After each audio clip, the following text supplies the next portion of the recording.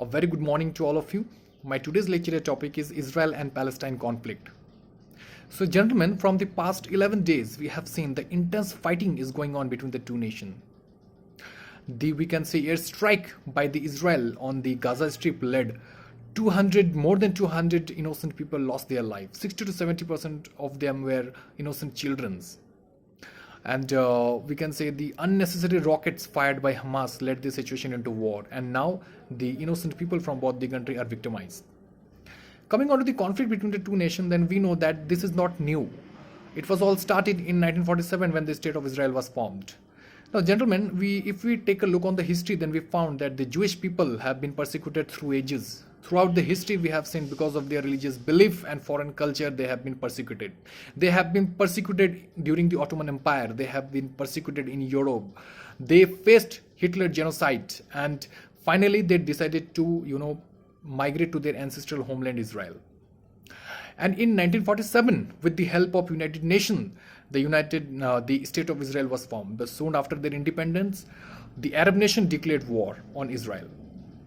Iraq, Syria, Egypt and Jordan, they declared war on Israel, but Israel came out victoriously and gained the major area of Palestine. In 1967, Israel launched aerial strike on the Jordan, Syria and Egypt, and they within the 6 days of war they captured the Golan Heights of Syria, we can say West Bank and Eastern Jerusalem from the Jordan, and the Gaza Strip and Sinai Peninsula from the Egypt. So we have seen that with the passing of time, Israel started capturing major area of the Palestine, and the Palestinian people were left over with only Gaza Strips and the West Bank. Now gentlemen, coming on to the conflict, that the problem is this: Israel wanted complete sovereignty over Jerusalem, and they also wanted to recognize their country as a Jewish state.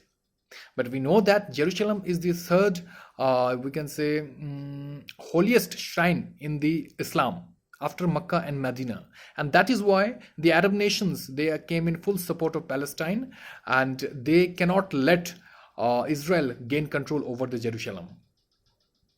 Now in the Palestine, the terrorist organization Hamas made this situation worse. They unnecessarily fired rocket on Israel, and on the retaliation, Israel started bombardment on the Palestinian peoples.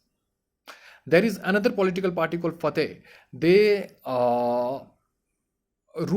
they govern on the we can say West Bank, and we have seen they wanted peace into their territory.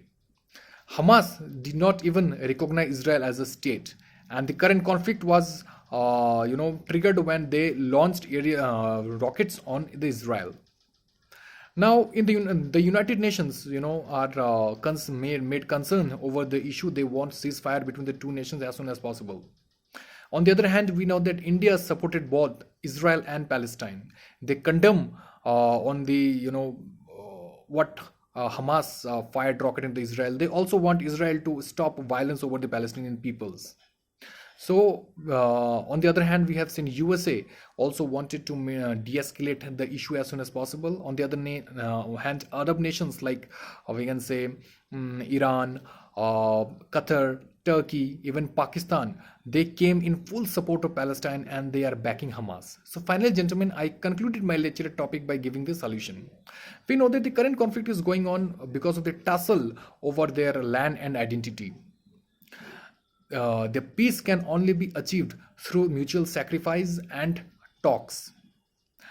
Both the nation need to understand that by using forces and violence will only create more terrorism and extremism. The two-state solution is the best. The democracy will definitely play an effective role into it. But I think if these Palestinian Arabs, they live under Israel, they will get more opportunity for development. They will get education. They will get democracy as compared to other Arab nations where there is no democracy. Only the authoritarian and dictatorships are there. So it is dependent on both the nations to respect each other sovereignty, so that the peace can be achieved in the future. Thank you very much, and Jai Hind.